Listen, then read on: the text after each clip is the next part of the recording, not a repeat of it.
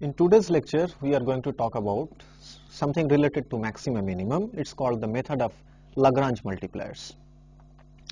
So what are the kind of problems we are going to deal with in this is as follows. Let us look at the following function defined on R3 given by f of x, y, z. This is a very simple function, x square plus y square plus z square. Now suppose I ask you that what is minimum of f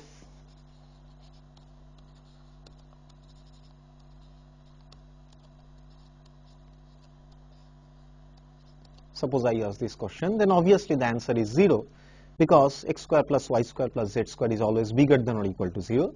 The minimum possible value then is 0 and the minimum is achieved at 0, 0, 0. So that is very simple.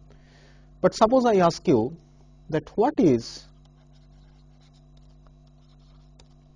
minimum of f x y z such that 2x plus 3y plus 4z equal to 1. See, now the question is very different because the global minimum of the function is at the point 0, 0, 0. But that point does not satisfy the given equation 2x plus 3y plus 4z equals to 1. Okay? So the method of Lagrange multipliers essentially deals with this kind of problems. That is, you want to find extremum of a function subject to the condition that x, y, z is on some surface. In this case, my surface is a plane. So geometrically speaking, what I am asking is that this is same as asking that what is the point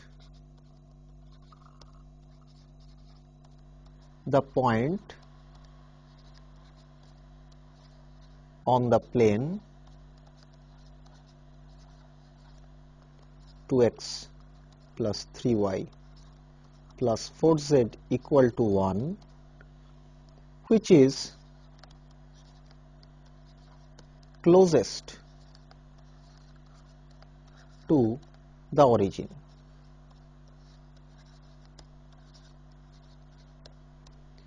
Usually what you would do is take any point x, y, z on the plane 2x plus 3y plus 4z equal to 1, then see what is the Euclidean distance of that point with the origin, which is square root of x square plus y square plus z square. It is enough to minimize the square of this function, that is x square plus y square plus z square, and you want to find the minimum value of x, y, z such that this function is minimum. So this is a typical example of a constrained extremum problem. Let us look at another example. Let us say what is the maximum value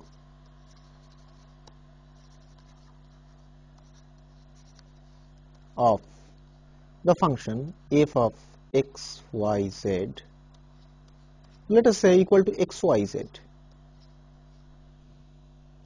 Okay. Now, a moment's thought would tell you that this maximum of the function must be infinity, because it is certainly an unbounded function, because once I fix a value of y and z, x I can choose as large as I like.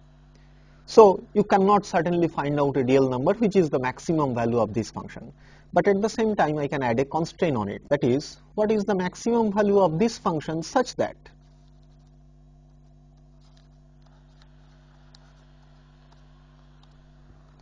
x square plus y square plus z square equals to 1. That is, what I am saying is now that look at the sphere in 3 dimension. Now a function f is defined on this, given by if x, y, z is a point on the sphere, then it is going to x, y, z. I am asking what is the maximum of this function. Now, in all these questions there is something very involved here. in 3 dimension, what exactly we mean by, let us say, maximum or a local maximum, as we say, x naught, y naught, z naught. This point is a local maximum. What does this mean? That means around this point, so if I draw the picture in 3 dimension, let us say that these are the 3 axes x, y, z. Suppose this is my point x naught, y naught, z naught. This is the point x naught, y naught, z naught. Then this point is a local maximum means what? It means there exists a ball which looks like this around the point x naught, y naught, z naught, such that for all points in that ball, f of x, y, z is strictly less than or equal to, let us say, f of x naught, y naught, z naught. If I call this ball B, for all x, y, z in B. Okay, this is what is the minimum meaning of local maximum. That a point is a local maximum means there exists a ball around that point such that for each point in that ball, the value of the function is less than or equal to the value of the point where I am saying the function has the local maximum. Now, if I look at the constraint situation, that suppose I am on this big sphere,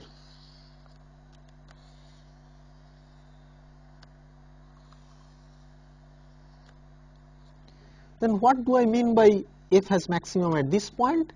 That means there exists some portion of the sphere which is given by the dotted line where the value of the function is less than this point. Now notice that this has nothing to do with the usual 3-dimensional ball. For example, if the function has a local maximum at this point, let us say,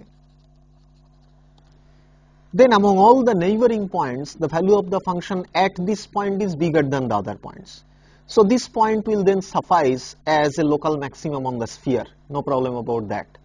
But it might happen that the function has a minimum here, and this point which I am looking at, it is not at all a minimum of the function. But when I am looking at the constraint situation, in that situation, the value of the function at this point is less than the value of the function at the neighboring points. Okay? I can very well see a 2-dimensional situation that look at this line. Okay? Look at this point. Suppose the value of the function at all the other points is smaller than this point. So if I call this point x naught, y naught, then if I call this line L, then f of xy, let us say, is less or equal to f of x naught, y naught. This can happen, but whenever I look at any point very close to this, that means if I look at a disk around that point, then whatever disk I choose, there exists a point here inside the disk.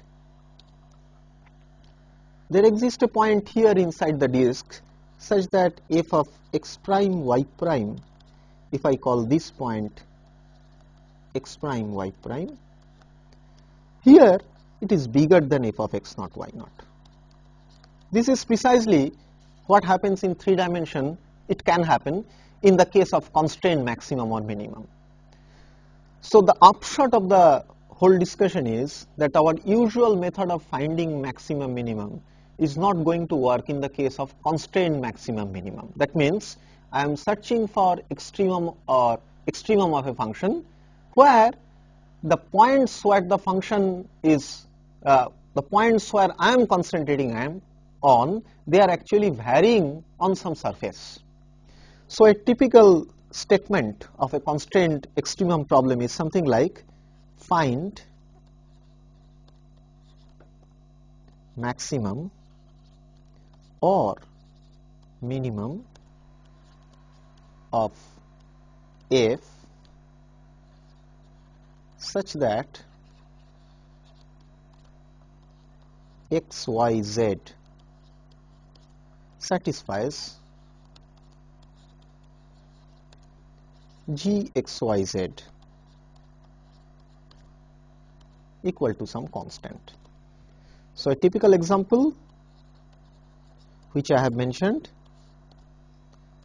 that find minimum of f xyz equal to x square plus y square plus z square,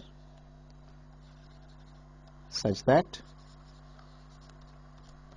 2x plus 3y plus 4z equal to 1. So in this case, gxyz is given by 2x plus 3y plus 4z. So gxyz equals to 1 gives me the surface which is a plane, and I want to minimize the function on these planes, on this plane. Okay, fine. So the question is, how does one go about it? We have to develop a total new method. Now the point is, first to get hold of what is the collection of points where the extremum can lie, and that is actually what is suggested by the method of Lagrange multipliers. And once you get those collection of points, among those points now you have to search, examining the function to see whether you can locate the maximum or the minimum. So let me now describe the method.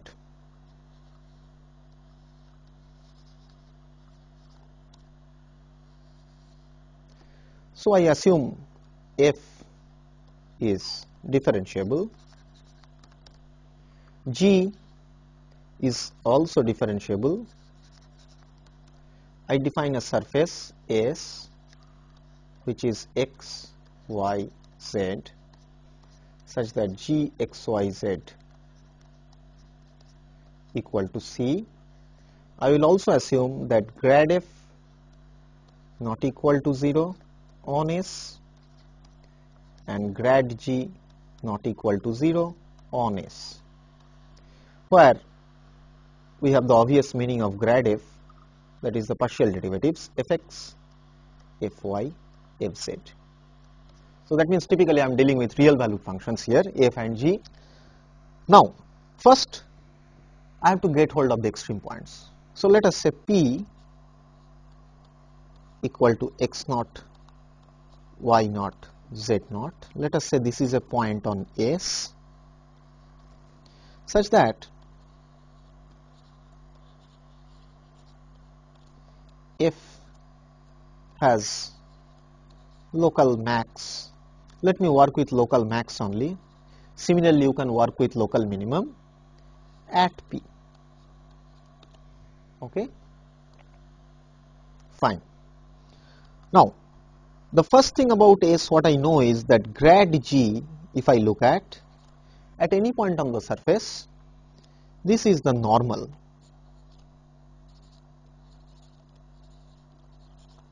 Normal to the surface.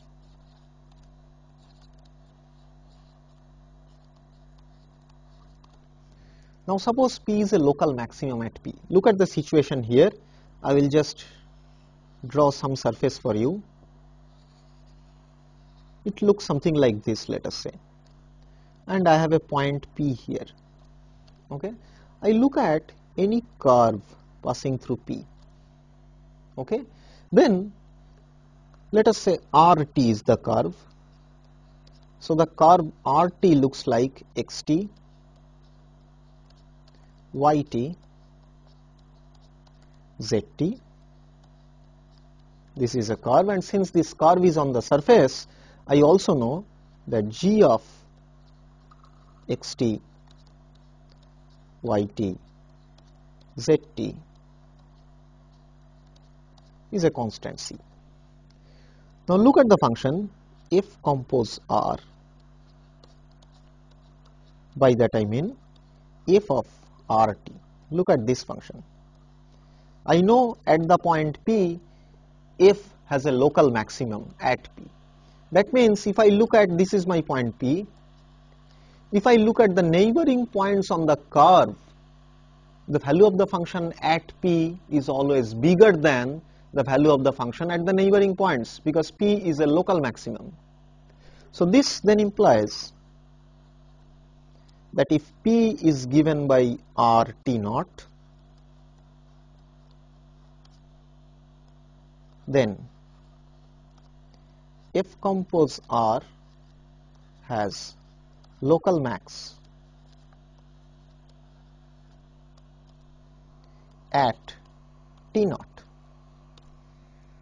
And then this function is a function on real line, going to real line. Our usual one variable results of calculus works, which implies then that d of F compose R dt at t equal to T naught is 0. But to calculate this derivative, I can use chain rule. So this implies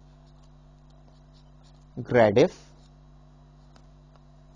dot dr dt at t equal to T naught, sorry, it's t equal to T naught here, is equal to 0.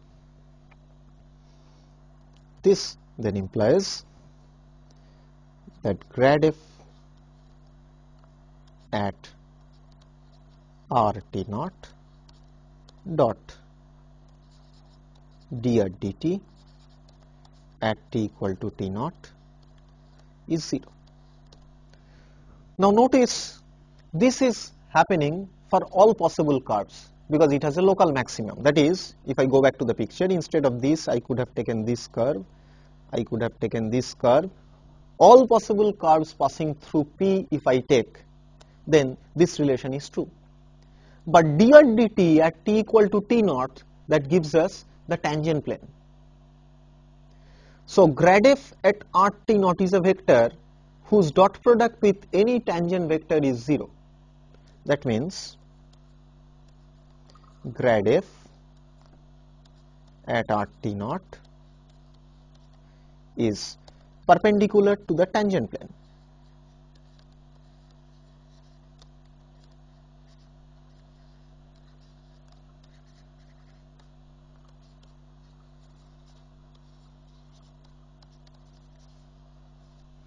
But this then implies, since the normal is already perpendicular to the tangent plane, that means grad f at R T naught must be a scalar multiple of the normal vector.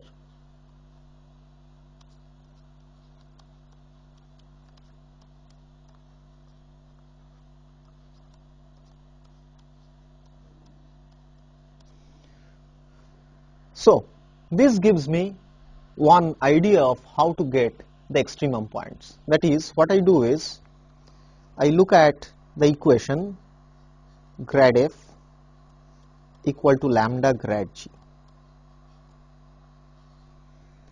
That means I find x, y, z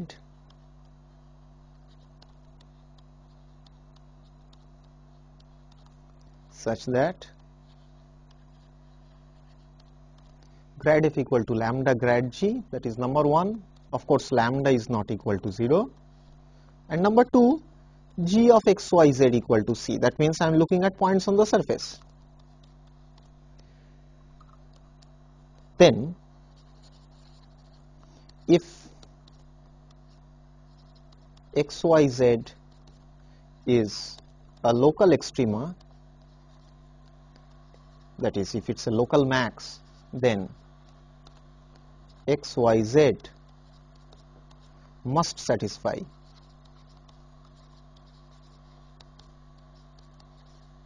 one and 2. So this actually gives me the collection of extremums, that is the collection of critical points. Among them I have to find the local maximum and minimum, but that will depend on the nature of the function. So let us see the method once again. What it says is that if I want to find the local extremum of a function f on a surface S, which is given by a function g, all I do is first I calculate grad f, then I calculate grad g. I look at the equation grad f equal to lambda grad g. I don't know what is this lambda. I have to find out x, y, z which satisfies this, and x, y, z is a point on the surface. I get a collection of points. There might be too many, I don't know. That is the collection of critical points. Among those points, I will try to find what is the maximum or minimum of the function. So all these things will be very much clear if I look at the following example.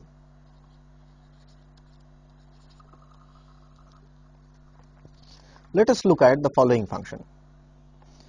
Okay, let us look at the following problem. Find a point on the plane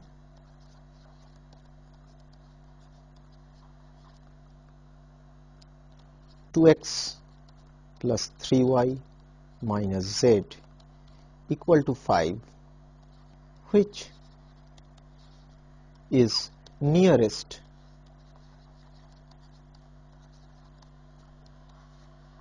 to the origin.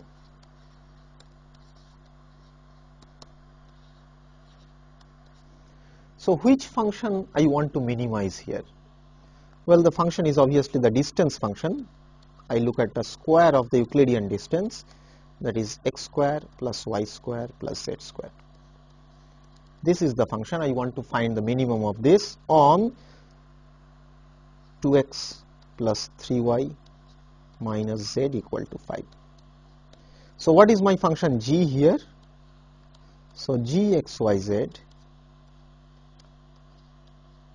is 2x plus 3y minus z. So let me try to calculate then. What is grad f? Grad f is 2x, 2y, 2z. Okay. Now I have to calculate what is grad g. Grad g can be easily computed. It is 2, 3, minus 1. So what does it mean to say grad f equal to lambda grad g?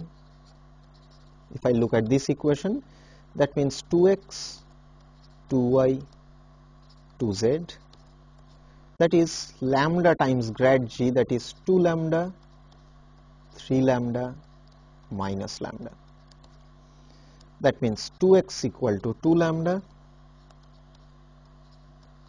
2y equal to 3 lambda, and 2z equal to minus lambda.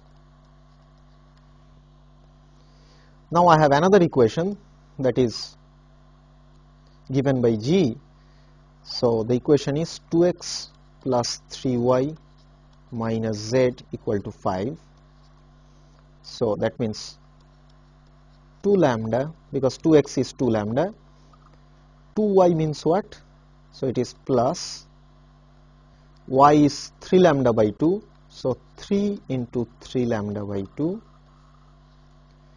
minus lambda by 2, that is my z, that is equal to 5.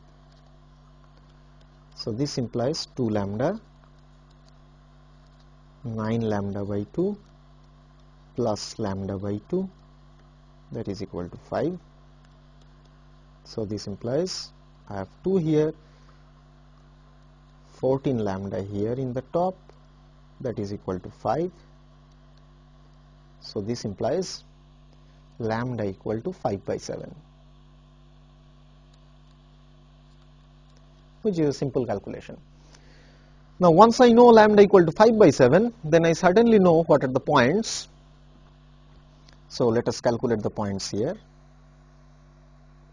That means x equal to 5 by 7, because x equal to lambda, y equal to 3 by 2 into 5 by 7, that means 15 by 14, z equals to minus lambda by 2, but lambda is 5 by 7, that means 5 by 14.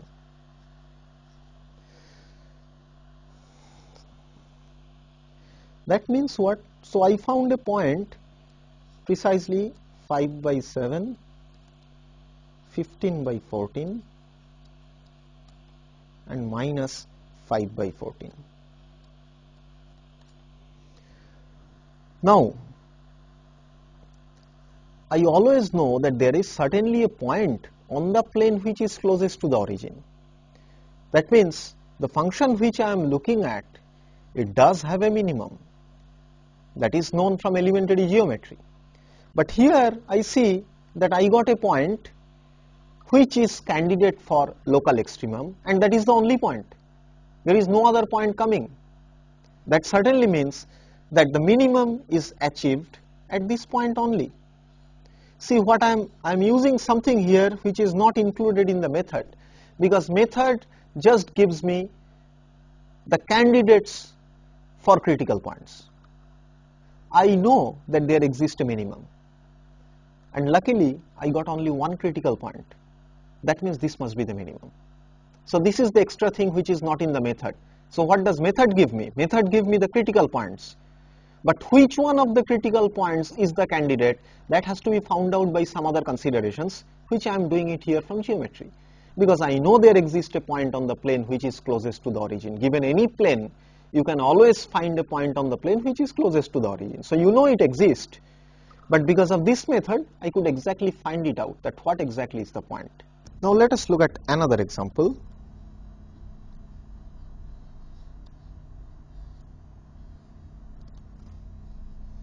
Given positive numbers,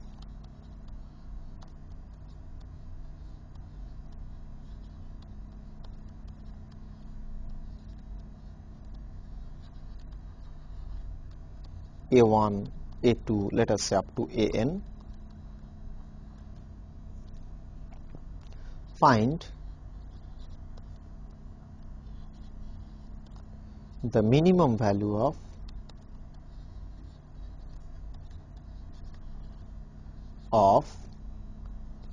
A1x1 plus A2x2 ANxn such that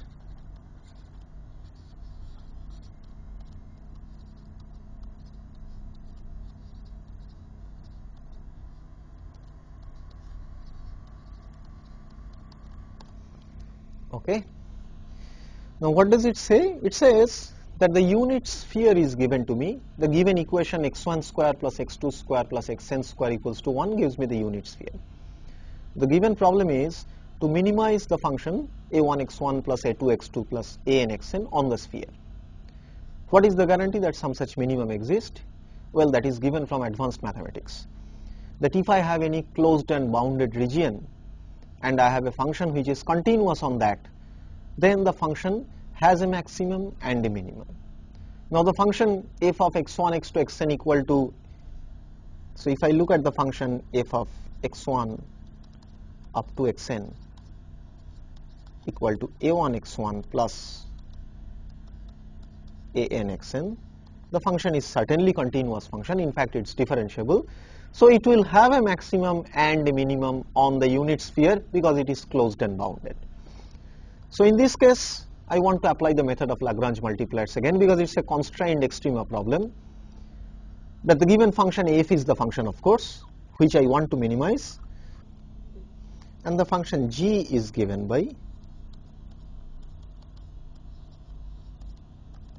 is x1 square up to xn square. Okay. Well, I described the method of Lagrange multipliers only for 3 dimension, but it works equally well if I am looking at higher dimension. So if you want to convince yourself with that, you can assume n equals to 3, no problem with that. But it works more generally. Now fine, I again start with grad f. Grad f in this case turns out to be a1, a2 up to an, and grad g, that is twice x1 twice x2 up to twice xn.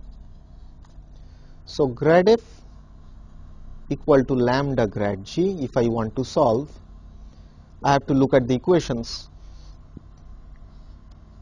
a1, a2 up to an, that is equals to lambda times 2x1 up to twice xn. If I equate, I get a1 equals to twice lambda x1, a2 twice lambda x2 up to an equals to twice lambda xn. Once I have this, I know then that x1 equals to a1 by 2 lambda, x2 equal to a2 by 2 lambda up to xn equals to an by 2 lambda. Now, since summation xi square equals to 1, that is x1, x2, xn lies on the sphere, I get that a1 square plus up to an square divided by 4 lambda square, that is equals to 1. Okay, I am just squaring and adding. So this gives me the value of lambda. I get that lambda is equals to plus minus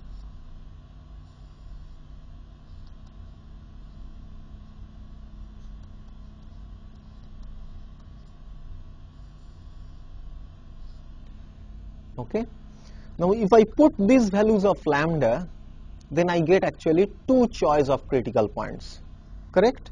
Because then the points actually I have are then a1 by 2 lambda, these are my critical points, a2 by 2 lambda up to an by 2 lambda. But lambda has got two values that we can see because I am getting a plus minus. So this is actually the collection of critical points.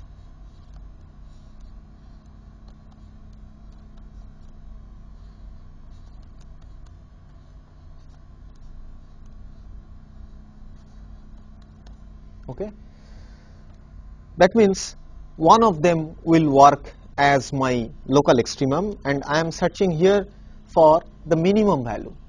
Notice that the maximum value has also achieved because the function is a continuous function. So it will have a maximum and a minimum. So for one point I will have a maximum, for one point I will have a minimum. So how does one do that? Just I try to put the value of the points on the function and see what happens. So if I do that, so what is f of a1 by 2 lambda, a2 by 2 lambda, an by 2 lambda? Then I have a1 x1, that means a1 square plus up to an square divided by twice lambda. Okay, that means it is plus minus square root of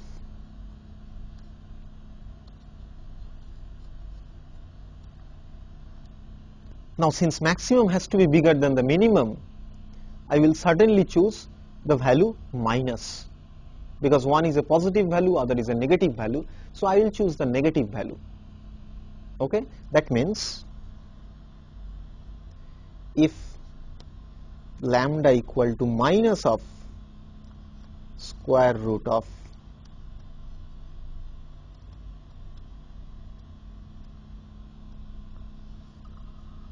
then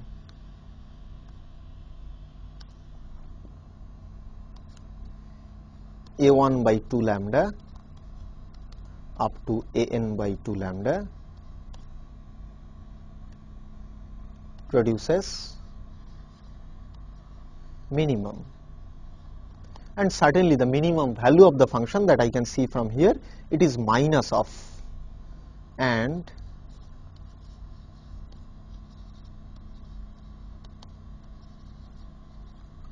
minimum value is minus square root of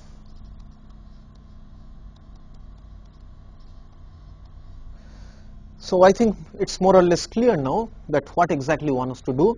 I will finish this with one more example which will provide an interesting proof of a very well-known inequality which all of us know. So let's move to the next example.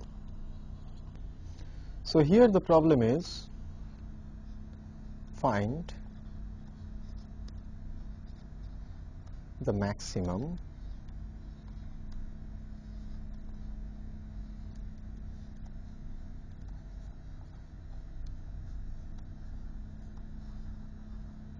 of the function f x1, x2 up to xn given by x1 square, x2 square up to xn square. such that x1 square plus x2 square plus xn square equal to c square. Look at the given function f, which is given by x1 square plus x1 square into x2 square up to xn square, and we want to maximize the function over the sphere x1 square plus x2 square plus xn square equal to c square. That means it's a sphere of radius c. So what I do is I proceed with the given one, that f of x1, x2, xn, that is x1 square, x2 square up to xn square, and the function g is given by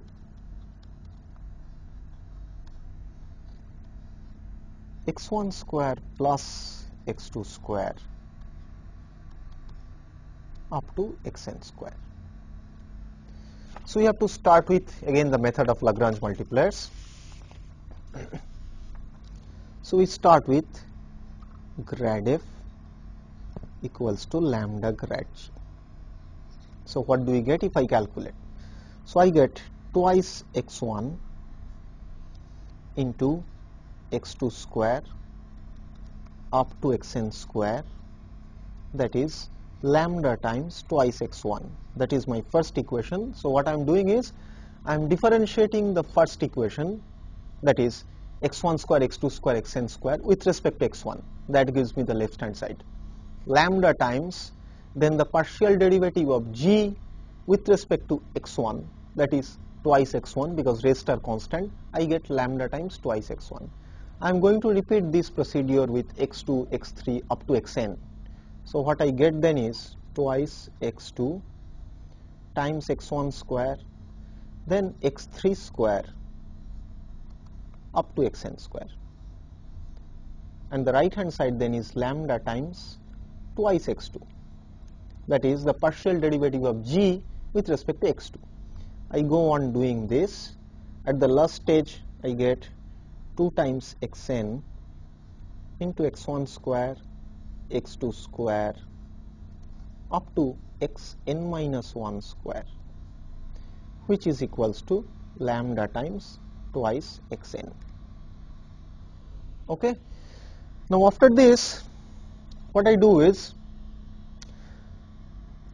I multiply all these equations. The first equation I multiply with x1, the second equation I multiply with x2, and the third last equation I multiply with xn. Once I do this, this implies that x1 square 2 lambda x1 square equals to 2 lambda x2 square up to 2 lambda xn square. Because if I multiply all these equations, the first equation I multiply with x1, what I get? I get 2 times x1 square, x2 square up to xn square equals to 2 lambda x1 square. Second equation I multiply with x2 on both sides, what I get is 2 x1 square, x2 square up to xn square, that is 2 lambda x2 square. I go on doing this. The last equation I multiply by xn on both sides, what I get is twice x1 square, x2 square up to xn square, that is equals to twice lambda xn square. Look at the left hand side, all the quantities are same. That means right hand side quantities should also be same. That means twice lambda x1 square is twice lambda x2 square up to twice lambda xn square, as I said. But since grad f and grad g both are non-zero, what I get is I can cancel the lambdas also. This implies then x1 square equal to x2 square up to xn square. But x1, x2, xn lie on the sphere of radius c. That then implies that n times x1 square is equal to c, n times x2 square is also equal to c, and so on. That means n times xn square is equal to c. So this then implies that xi equal to, these are equal to c squares, because that is the given equation. So I get xi equal to plus minus c by root n. Again I got two values as the extreme value, but whichever value I take, it doesn't really matter, because the function is given by x1 square, x2 square, xn square, because I am going to take squares of all the xi's. So even if I take minus, it is going to turn out to be plus. So the maximum value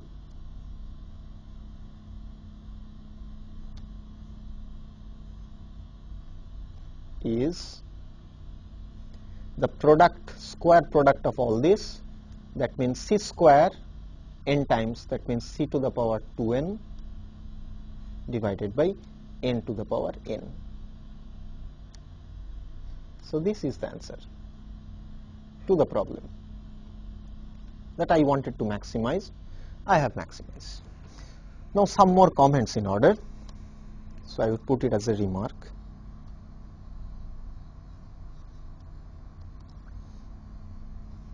What I do here is, let x1 square, I call it a1, x2 square, call it a2, to xn square, let us say equal to an, and x1 square plus x2 square plus up to xn square, that is equal to c square for some c. Okay. Then I look at the quantity a1, a2 up to an whole to the power 1 by n. That means I am looking at x1 square, x2 square, xn square to the power 1 by n. Okay. Now I know the maximum value of x1 square, x2 square, xn square, as I have done in the previous case. It is c to the power 2n by n to the power n, but I am taking a power 1 by n, so it is lesser equal to c square by n. But then c square is x1 square plus x2 square plus xn square divided by n, but x1 square is a1 plus a2 plus an divided by n. What I finally landed up with is a familiar inequality which you all know, that is geometric mean is less than or equal to arithmetic mean. So using the method of Lagrange multipliers, one can actually prove that am is bigger than or equal to gm for n quantities. Now let us look back at the problem again. The given problem was, find the maximum of this function. The maximum is something which we were trying to look at. What happens if we ask about the minimum of this function? Well, a moment's thought would tell you that perhaps the minimum is 0. Why so? Because when I look at the sphere, look at the three-dimensional case,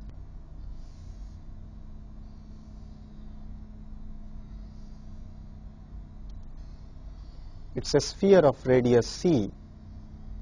Then what is the coordinate of this point? The coordinate of this point, if this is x-axis, this is y-axis, this is z-axis, the coordinate of this point is c0, 0. What is the value of the function at this point? What is f of c0, 0? It is product of the squares of the component, but there is zeros appearing in the components.